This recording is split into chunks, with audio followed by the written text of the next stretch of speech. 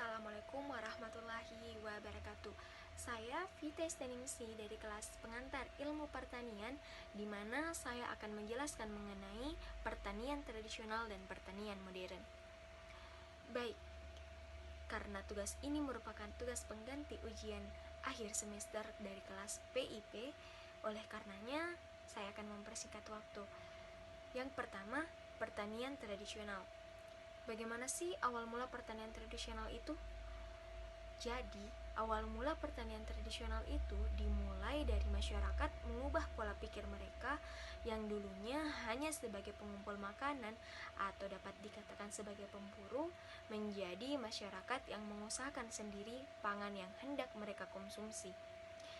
Pengetahuan mereka pun seputar tanaman dan cara mengembangbiakkan hewan semakin bertambah banyak dan terus berkembang. Ini merupakan awal pertanian tradisional.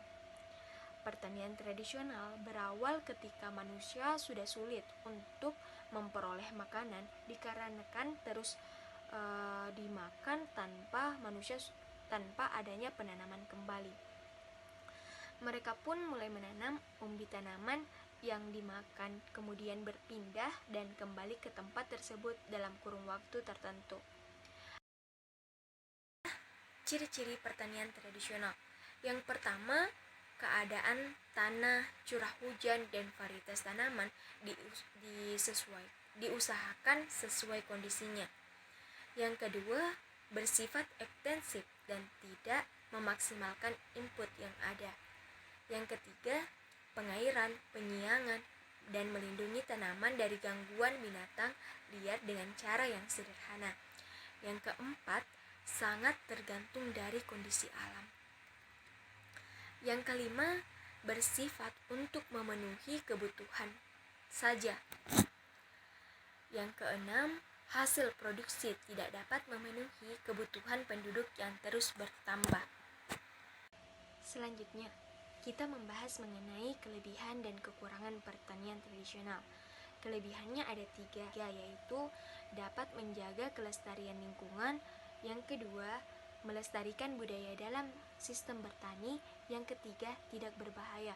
Maksudnya karena tidak menggunakan pupuk pestisida atau bahan kimia yang dapat membahayakan. Kekurangannya dari pertanian tradisional adalah dampak dari sistem pertanian ladang berpindah berpotensi mengakibatkan berkurangnya luas areal hutan di Indonesia, yang pada akhirnya dapat menimbulkan bencana seperti banjir maupun tanah longsor. Dalam permasalahan aspek ekonomi maupun lingkungan. Selain pertanian tradisional bersifat tidak menentu karena menggunakan sistem penanaman yang bergantung pada keadaan alam, maka hasil dari pertanian sangat rendah sehingga para petani akan mengalami krisis ekonomi. Untuk lebih mengetahui pertanian tradisional, sebaiknya kita membahas contoh-contoh pertanian tradisional. Saya akan membahas 2 contoh pertanian tradisional. Yang pertama, pemanenan padi menggunakan ani-ani. Apa sih itu ani-ani? Ani-ani yang memiliki nama lain ketam adalah sebuah pisau kecil yang dipakai untuk memanen padi. Penggunaan alat ini sebagai ciri pertanian tradisional. Pemanenan dengan menggunakan alat ini sudah mulai ditinggalkan. Akan tetapi, proses pemanenan tersebut dilakukan pada produk lokal. Yang kedua, alu dan lesung sebagai petumbuk padi tradisional. Lesung merupakan salah satu alat tradisional dalam pengolahan padi ataupun gabah menjadi beras. Menumbuk padi dilakukan untuk memisahkan kulit padi sehingga menjadi beras dengan menggunakan tangan manusia. Tanaman padi yang akan ditumbuk sebelumnya harus dijemur agar padi mudah dipisahkan dari kulitnya. Dan next, pertanian modern. Pertanian modern yang bertumpu pada pasokan eksternal berupa bahan-bahan kimia buatan seperti pupuk dan pestisida membawa manusia pada pemikiran untuk tetap mempertahankan penggunaan dari luar sistem pertanian. Pertanian modern dikhawatirkan memberikan dampak pencemaran sehingga dapat membahayakan kelestarian lingkungan. Dan hal ini telah menjadi keadaan krisis pertanian modern. Dalam hal itu, untuk menanggulangi krisis pertanian modern, tersebut dapat menggunakan pupuk organik yang mampu menyuburkan tanah dan kemungkinan dapat mencegah terjadinya pencemaran lingkungan. Selanjutnya, ciri-ciri pertanian modern. Yang pertama, manusia meningkatkan penguasaannya terhadap semua faktor yang mempengaruhi pertambahan tanaman dan hewan. Yang kedua, usaha pertanian yang efisien. Yang ketiga, masalah-masalah pertanian dihadapi secara ilmiah melalui penelitian dan fasilitas-fasilitas irigasi. Yang keempat, sistem pertanian diawali oleh program revolusi hijau yang menggunakan pemuliaan tanaman. Dan yang terakhir, varietas tanaman yang dihasilkan merupakan varietas yang responsif terhadap pengairan dan pemupukan, adaptasi geografis yang luas dan efisien. Kelebihan pertanian modern. Kelebihan pertanian modern adalah dengan menggunakan teknologi modern, maka produksi pertanian akan terus meningkat, dapat mengefisienkan waktu, bibit bermutu baik, dan berkualitas tinggi akan didapatkan karena pemeliharaan dan perawatan secara hati-hati.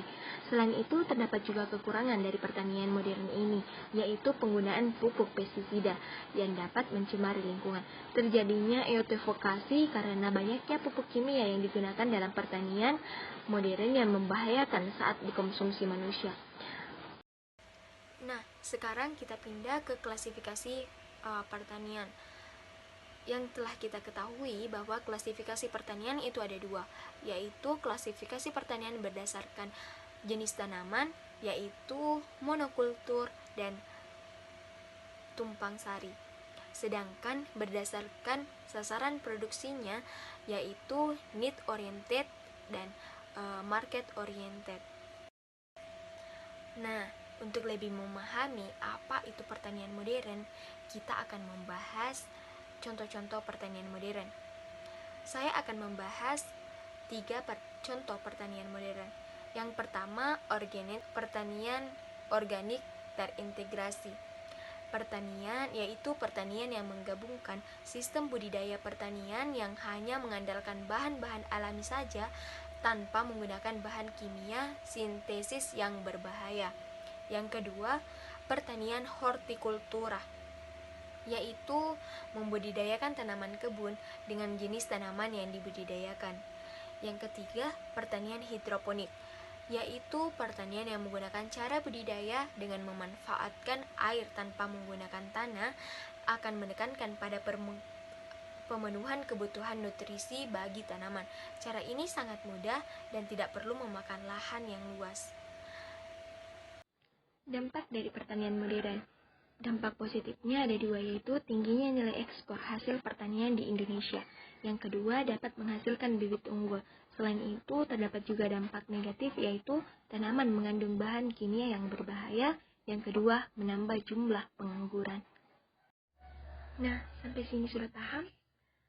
Semoga bermanfaat dan mudah dipahami. Saya mengucapkan banyak terima kasih. Wassalamualaikum warahmatullahi wabarakatuh.